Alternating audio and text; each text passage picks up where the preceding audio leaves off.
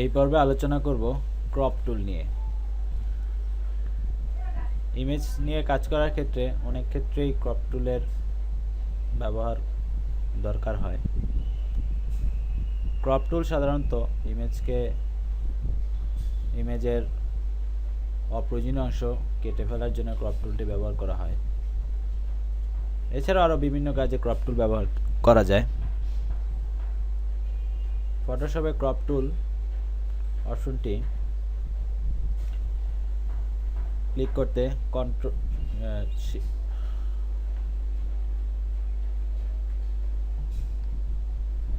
ফটোশপে crop টুল ব্যবহার করতে shortcut key C চেপে অথবা এই আইকনে ক্লিক করে ক্রপ টুল সিলেক্ট করুন।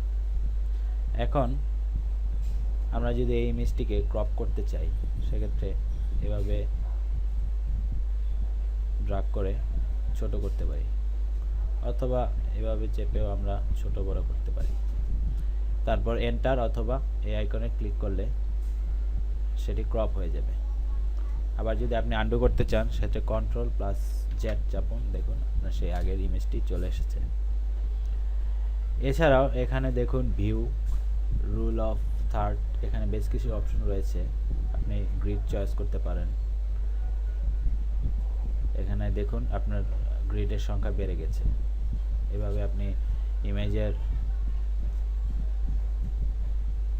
লম্বালম্বি দিকগুলো বা ইমেজকে ঠিকভাবে ক্রপ করতে এই গ্রিডগুলোর সাহায্য নিতে পারেন।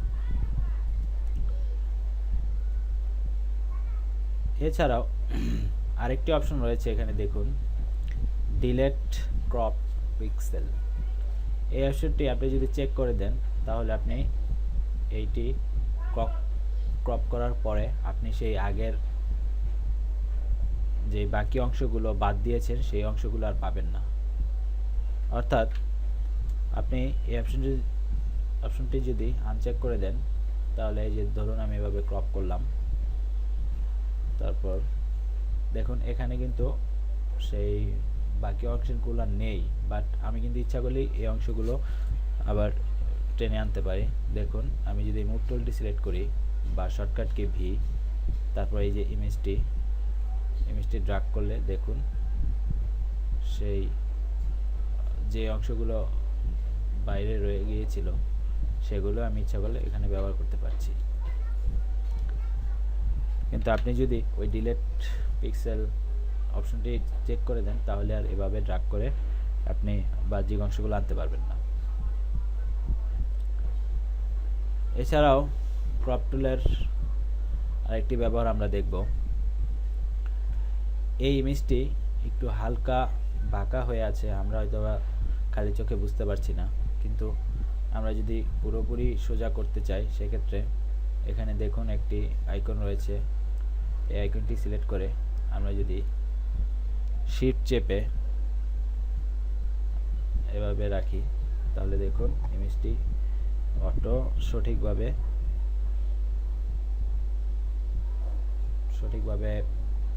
ক্রপ হয়ে গিয়েছে।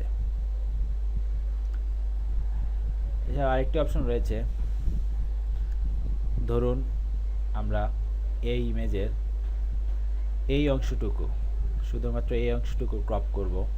সেক্ষেত্রে আমরা এই ক্রপ টুলের রাইট ক্লিক করলে দেখতে পাবো পার্সপেক্টিভ ক্রপ টুল। এটি সিলেক্ট করে আমরা যদি এখান থেকে এভাবে ড্র্যাগ করি,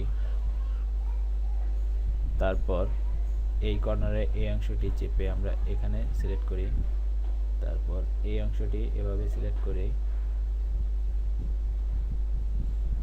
দেখুন এই অংশটিকে পুরোপুরি ক্রপ হয়ে গিয়েছে, মানে এই অংশটুকু পুরোপুরি সিলেক্ট হয়ে গেছে।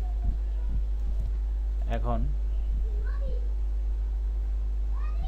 শুধুমাত্র এই ইমেজটি নিতে আমরা এন্টার বা এই টিক চিহ্নে ক্লিক করি, দেখুন সুন্দরভাবে ইমেজটি ক্রপ হয়ে গিয়েছে।